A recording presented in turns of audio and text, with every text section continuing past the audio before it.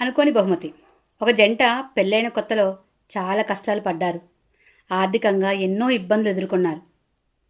కానీ ఇద్దరు కలిసి వాటిని చక్కగా ఎదుర్కొని ఒక మంచి లైఫ్ని లీడ్ చేస్తున్నారు.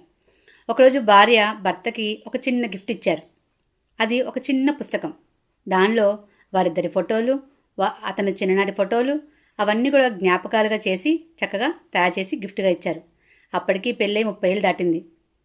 భర్త ఆశ్చర్యపోయాడు. ఎందుకంటే ఆ ఫోటోలు ఎప్పుడు తీశారో అతనికి గుర్తే లేదు.